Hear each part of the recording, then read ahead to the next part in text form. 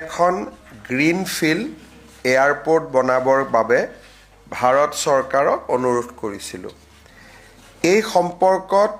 ইতিমধ্যে বিভিন্ন দিশ আগবাঢ়ি গৈছে আৰু এতিয়া আমি ভাৰত চৰকাৰৰ কেবিনেটৰ বৈঠকত হ'বলগীয়া সিদ্ধান্তৰ বাবে অপেক্ষা কৰি আছোঁ। এয়াৰপোৰ্ট অথৰিটি অফ ইণ্ডিয়াই আমাক অনুৰোধ কৰিছিল যে আপোনালোকে আমাক মাটিটো হেণ্ড অভাৰ কৰি দিয়ক যাতে আমি কেবিনেটত যাব পাৰোঁ। আজি আমাৰ ৰাজ্য চৰকাৰৰ কেবিনেটে এয়াৰপোৰ্ট অথৰিটি অফ ইণ্ডিয়া লিমিটেডক প্ৰায় ৩,০০০ বিঘা মাটি দলু টি ষ্টেটৰ যি চৰকাৰীকৰণ ইতিমধ্যেই হৈ গৈছিলে, এই মাটিডোখৰ আমি তেওঁলোকক হেণ্ড অভাৰ কৰি দিয়াৰ সিদ্ধান্ত লৈছোঁ যাতে তেওঁলোকে কেবিনেটত এই এয়াৰপোৰ্টখন অনুমোদনৰ চূড়ান্ত ব্যৱস্থা গ্ৰহণ কৰিব পাৰে। আজি মিছন বসুন্ধৰাৰ অধীনত কেবিনেটে প্ৰায় ১২০০ পৰিয়াললৈ ভূমি আবণ্টনৰ সিদ্ধান্ত মঞ্জুৰ কৰে। আজি আমাৰ কেবিনেটত Assam logistic and warehousing policy ২০২৫ আমি অনুমোদন কৰোঁ। ইয়াৰ জৰিয়তে আমি অসমক এখন লজিষ্টিক হাবলৈ ৰূপান্তৰ কৰাৰ বাবে আমি চেষ্টা কৰিম, কাৰণ গোটেই উত্তৰ পূৰ্বৰ দুৱাৰমুখ হিচাপে আমি যদি অসমত লজিষ্টিক চেণ্টাৰ এটা বনাব পাৰোঁ, তেতিয়াহ'লে আমি অসমৰ GDPত আৰু অসমৰ নিবনুৱাসকলক আমি বহুখিনি সহায় কৰিব পাৰিম। ইতিমধ্যে আমাৰ গুৱাহাটী ইঞ্জিনিয়াৰিং কলেজত aerospace and defence, automotive and electric vehicle ইণ্ডাষ্ট্ৰিজৰ চাকৰি কৰিবৰ বাবে যিটো নলেজ লাগে, জ্ঞান লাগে, তাক আনিবৰ বাবে বা তাক জানিবৰ বাবে আমি আছাম ইঞ্জিনিয়াৰিং কলেজত ডাঙৰ এটা প্ৰকল্প নিৰ্মাণ কৰি আছোঁ, য'ত নেকি Dassault system India private limited, যোনে ৰাফেল আদিৰ কাম কৰে, তেওঁলোকে এই প্ৰকল্পটো অসম চৰকাৰৰ লগত যুটীয়া উদ্যোগত আগবঢ়াই নিব। ২৪৩ কোটি টকাৰ প্ৰকল্প হ'ব, ৫,০০০ স্কুৱেৰ ফিট এৰিয়াত হ'ব, আছাম ইঞ্জিনিয়াৰিং কলেজত হ'ব। ইয়াৰে ২০০ কোটি টকা দছাল্ট ইঞ্জিনিয়াৰিং ছিষ্টেম লিমিটেডে ব্যয় কৰিব, ৪৩ কোটি টকা ৰাজ্য চৰকাৰে ব্যয় কৰিব। এই প্ৰকল্পটোত আজি আমি অনুমোদন জনাওঁ আৰু ১৫ জানুৱাৰীৰ আশে পাশে এই প্ৰকল্পটোৰ কাম আমি আৰম্ভ কৰিব পাৰিম। আজি আমাৰ বহুদিনৰ পৰা ডিমা হাছাও জিলাত ৮৮৪টা ফেমিলিয়ে ৪ লেন নেশ্যনেল হাইৱেৰ কম্পেনচেশ্যন এটা পাব বাকী আছিল, তাকো আজি কেবিনেটে অনুমোদন জনায়। আজিৰ কেবিনেটে কাৰ্বি আলং জিলাৰ লংবাকু বুলি স্থানত এখন নতুন সৈনিক স্কুল নিৰ্মাণৰ সিদ্ধান্তক অনুমোদন জনায়। এই সৈনিক স্কুলখন নিৰ্মাণ কৰোঁতে প্ৰায় ৩৩৫ কোটি টকা ব্যয় হ'ব। ৰাজ্য চৰকাৰ আৰু কেন্দ্ৰীয় চৰকাৰে যুটীয়াভাৱে এই ব্যয় বহন কৰিব। আমি এই সৈনিক স্কুলখন নিৰ্মাণৰ বাবে প্ৰয়োজনীয় প্ৰশাসনীয় অনুমোদন আজি কেবিনেটে অনুমোদন দিয়ে। শেষত মই এটা গুৰুত্বপূৰ্ণ সিদ্ধান্তৰ বিষয়ে আপোনালোকক ক'ব বিচাৰোঁ, যিটো অতিশয় গুৰুত্বপূৰ্ণ। জাষ্টিছ বিপ্লৱ শৰ্মা কমিটি এটা ৰিকমেণ্ডেশ্যন দিছিল যে ক্লাছ 6, 7 আৰু 8ত অসমৰ বুৰঞ্জী আৰু অসমৰ জিঅ'গ্ৰাফিক আমি বাধ্যতামূলকভাৱে পঢ়াব লাগে। Not as a optional subject, not as a elective subject, as a mandatory subject আমি পঢ়াব লাগে। আজি আমাৰ কেবিনেটে ৫০ নম্বৰৰ অসমৰ বুৰঞ্জী আৰু ৫০ নম্বৰৰ অসমৰ জিঅ'গ্ৰাফি দুখন স্বতন্ত্ৰ দুটা পাঠ্যক্ৰমক আজি কেবিনেটে মঞ্জুৰি দিছে। 6, 7 আৰু 8ৰ ষ্টুডেণ্টে অসমৰ বুৰঞ্জী আৰু অসমৰ ভূগোল বাধ্যতামূলকভাৱে পঢ়িব লাগিব ই ইলেক্টিভ নহয় বা ই অপচনেল নহয় ই ঐচ্ছিক নহয় ই মেণ্ডেটৰী হ'ব গতিকে আজি সমাজ বিজ্ঞানত আগতে 100 নম্বৰত এই গোটেইকেইটা সাবজেক্ট সোমাই আছিল এতিয়া আমি সমাজ বিজ্ঞানটো পৃথক কৰি দিলো ভূগোলটো পৃথক কৰি দিলো বুৰঞ্জীটো পৃথক কৰি দিলো এতিয়া এজন ষ্টুডেণ্টে 6, 7, 8ত সমাজ বিজ্ঞানৰো 50 নম্বৰ পঢ়িব লাগিব ভূগোলৰো 50 নম্বৰ পঢ়িব লাগিব 50 নম্বৰ বুৰঞ্জী পঢ়িব লাগিব আকৌ এবাৰ মই কৈছো এই দুখন কম্পালসৰি সাবজেক্ট হ'ব অপচনেল নহয় ঐচ্ছিক নহয় বাধ্যতামূলক বিষয় হ'ব তাৰ ফলত ষ্টুডেণ্ট সকলৰ 100 নম্বৰৰ বোজ এটা বাঢ়িব কিন্তু আমি ভাবিছো যে এই 100 নম্বৰৰ বোজ এটা বাঢ়িলেও ই অসমৰ ছাত্ৰ ছাত্ৰীক অসমৰ ভূগোল বুৰঞ্জীৰ বিষয়ে জ্ঞান দিব আৰু ভৱিষ্যতলৈ এজন সুস্থ সবল নাগৰিক হোৱাত তেওঁলোকক সহায় কৰিব আজি কেবিনেটত এই গুৰুত্বপূৰ্ণ সিদ্ধান্তটো অনুমোদন কৰা হয় আৰু এই সিদ্ধান্তটি অনুমোদনৰ ফলত জাষ্টিস বিপ্লৱ শৰ্মা কমিটিৰ আৰু এটা অনুমোদন কেবিনেটে ৰূপায়ণ কৰিব পাৰিলে আৰু ৰূপায়ণৰ প্ৰক্ৰিয়া অনাগত দিনতো এনেকুৱা সাবজেক্ট কেইবাটাও আছে আগলৈকেও চলি থাকিব আপোনালোকৰ যদি কিবা সুধিবলগীয়া আছে সুধিব পাৰে কাৰ্বি আলঙত এখন সৈনিক স্কুল হ'ব ডিফুৰ কাষত লকামাছু বুলি জাগাৰ লম্ভাকুত হ'ব 335 crores তাত মিনিষ্ট্ৰি অফ ডিফেন্স ভাৰতৰ প্ৰতিৰক্ষা মন্ত্ৰালয়ে ইয়াত 80% টকা খৰচ কৰিব 20% টকা ৰাজ্য চৰকাৰে খৰচ কৰিব অসমৰ এখন সেকেন্ড সৈনিক স্কুল হ'ব টেন্ডাৰ আদি হৈ গল নিৰ্মাণৰ কাম আমি জানুৱাৰীত আৰম্ভ কৰিব পাৰিম আজি ফাইনেল প্ৰশাসনিক অনুমোদনটো দিয়া হ'ল ভাৰত চৰকাৰে ইতিমধ্যে 100 কোটি টকা আমাক মুকলি কৰি দিছে গোৱালপাৰাৰ পিছত কাৰ্বি আলঙত অসমৰ দ্বিতীয়খন সৈনিক স্কুলৰ কাম এতিয়া আৰম্ভ হ'ব লম্ভাকু না LUNG Sir, tomorrow Post Malone is coming to Guwahati. It's a big day for Assam Concert Economy Initiative. Can you shed some light on it? This entire program is being sponsored by outside government agency. Initially, we thought that government will put money, but now government basically because of the response from various private sponsors, there was no requirement for Assam government to put money, maybe a small amount we have to put, but majority fund has been raised through sponsorship. However, we are not that young, so we are not going to see the Post Malone, but definitely for the first time people from America is coming, people from UK is coming. We used to go to Shillong, but this time people from Shillong, Nagaland, Itanagar, they are coming. So after 4-5 this kind of show, I think Guwahati can emerge as a hub for concert economy like Shillong. Today Shillong has firmly established itself as a good center for concert economy. Assam, it is a beginning, but miles to go.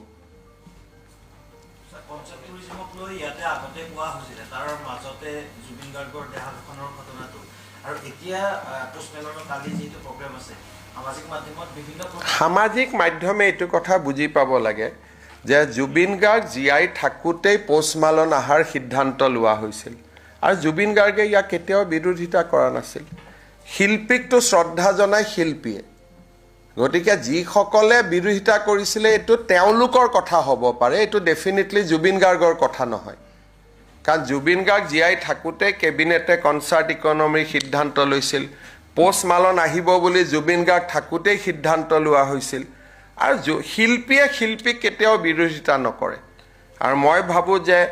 অসমলৈ আহিলে post মালনেও জুবিনৰ বিষয়ে জানিব পাৰিব it is good for Assam ভাল হ'ব আৰু ইয়াত নাহিলেওতো টিভিত মানুহে চাবই পাৰিব গতিকে অসমত কনচাৰ্ট ইকনমি আগবাঢ়িলে আমাৰ নিশ্চয় অসমৰ নাম হ'ব অসমৰ গৌৰৱ হ'ব ৰাজ্যখন আগুৱাই যাব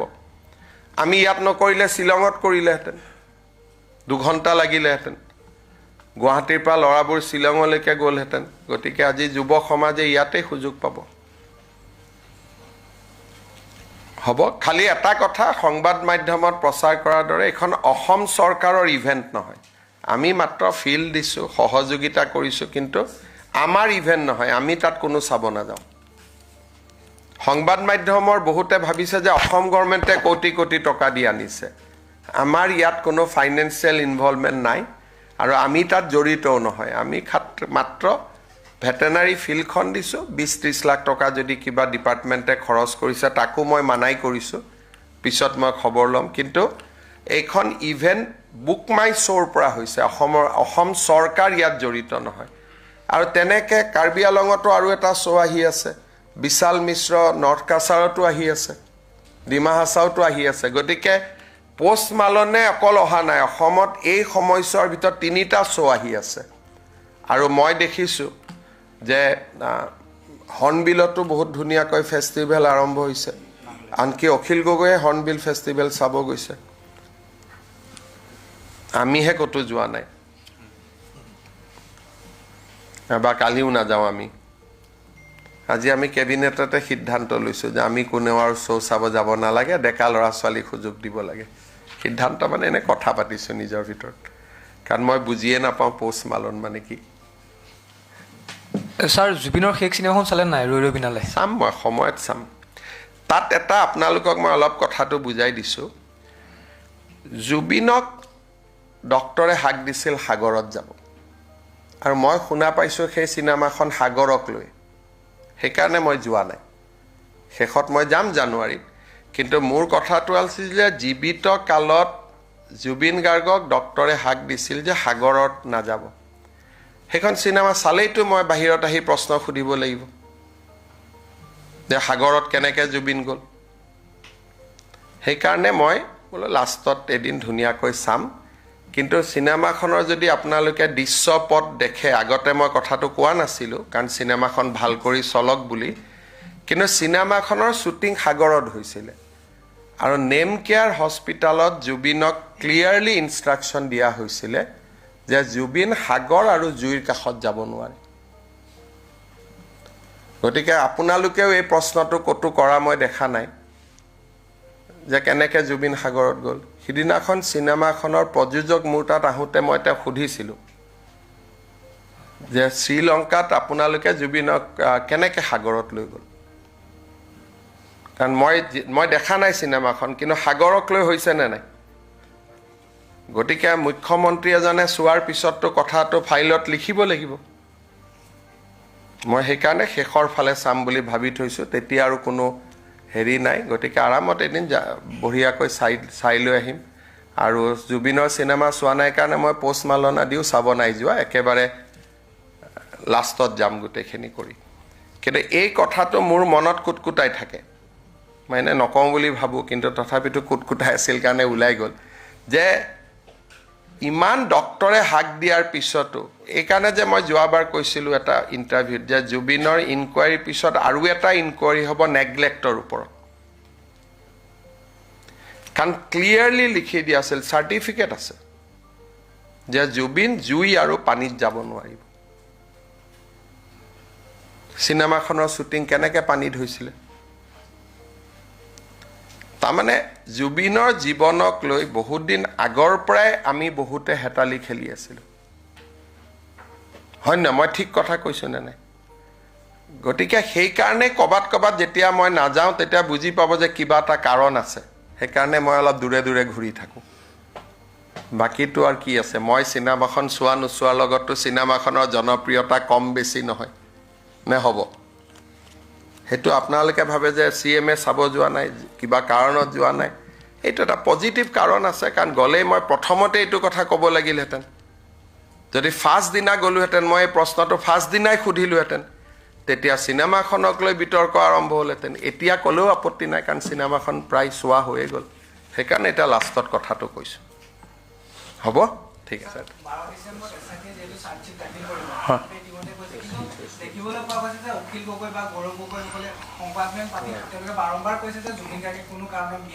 তেওঁলোকে শ্যামকানু মহন্ত আৰু কি নাম তাৰ সিদ্ধাৰ্থ শৰ্মাক বচাব খুজিছে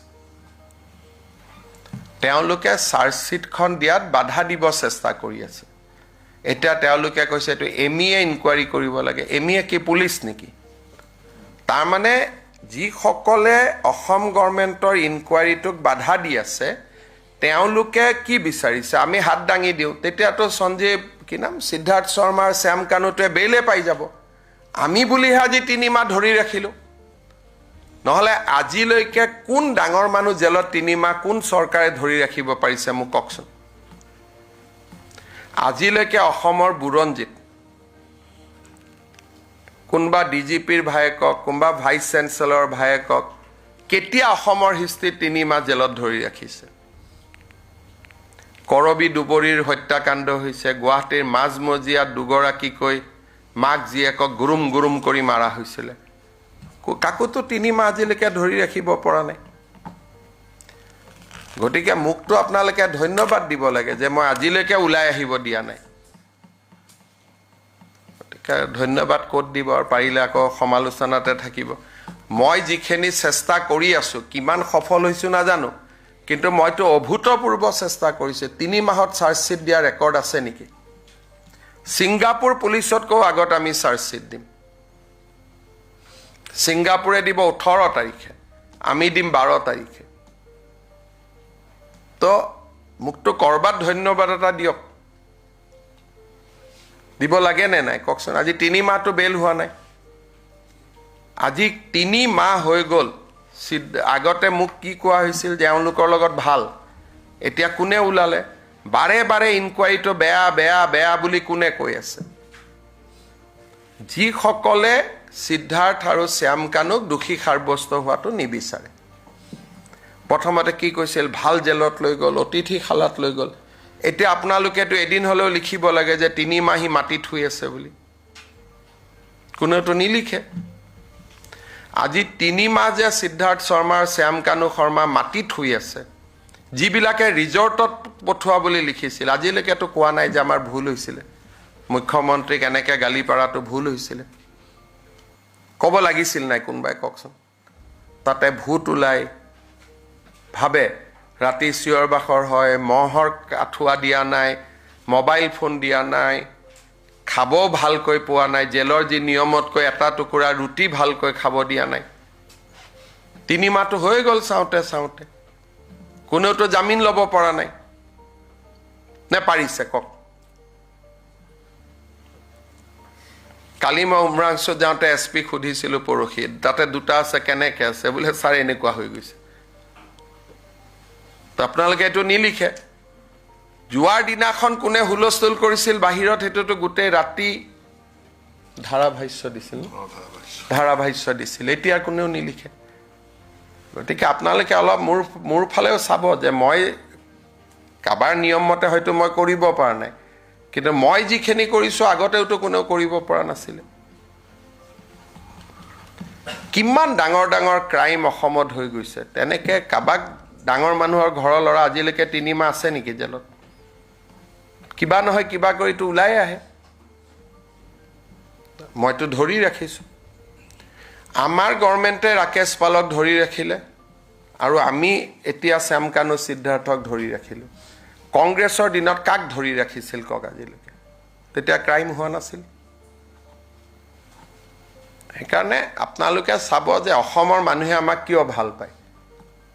আপোনালোকে ইমান লিখাৰ পিছতো হাজাৰ হাজাৰ মানুহ আমাৰ মিটিঙত কিয় আহে কাৰণ জানে যে তেওঁলোকে কামটো কৰিবই আৰু মানুহে মুখহে কৈ আছে ছাৰ ন্যায় দিব বুলি মোক কিমান বিশ্বাস কৰে আৰু আমি সেই কাৰণে 12 তাৰিখতে সিংগাপুৰে দিব 18ত সিংগাপুৰতকৈ আগত আৰু চাৰ্জশ্বিটখন দেখিলে আপোনালোকেতো বুজিয়ে পাব গোটেই ঘটনাটো কি হৈছিল এপ্লাই কৰিব লাগিব খালি কপিটো আমি দিব নোৱাৰো কপিটো আপোনালোকে এপ্লাই কৰি পেলাই কোৰ্টৰ পৰা নিব লাগিব বুজি পালে গতিকে এইটোৱে কথা আৰু গৌৰৱ গগৈ অখিল গগৈ কি বিচাৰিছে তেওঁলোকৰ পৰা বুজি ল'ব আমি যদি কাবাক ইনকোয়াৰিটো দি দিওঁ মানুহ দুজন জামিনত যাব তেতিয়া টিভিৰ আগত ক'ব লাগিব যে এওঁলোক দুজন আমাৰ মূৰ্খামিৰ কাৰণে জেলত গ'লে হিমন্ত বিশ্ব শৰ্মা দায়ী নহ'ব জামিনত গ'লে আজি যদি অসম পুলিচে কেছটো CBIক দি দিয়ে লওঁতে মাজত 2 মাহ লাগিবনে নাই 2 মাহততো তেওঁ 18 তাৰিখে জামিনত গুচি যাব সিদিনাখন যাতে মোক লিখি দিব লাগিব টিভিত CBIক দিব লাগিলে মই CBIত দিম 24 ঘণ্টাত MEক দিব লাগিলে MEক দি দিম 24 ঘণ্টাত খালি মোক ক'ব লাগিব যে এই এজেন্সিৰ হাতত যদি বেল পাই জামিন পাই আমি মুখ্যমন্ত্ৰীক দোষ নিদিওঁ হেতু কৈছে নেকি কোৱাটো নাই গতিকে এইবিলাক হৈছে ৰাজনীতি কৰি খাব আহিছে জুবিনৰ নামত সিহঁতক ভোট লাগে আৰু মুখ লাগে জুবিন জীয়াই থাকক অসমৰ মানুহৰ মাজত গানেৰে গতিকে তেওঁলোক আৰু মোৰ ৰাস্তাটো বেলেগ এটোৱে কথা হ'ব ধন্যবাদ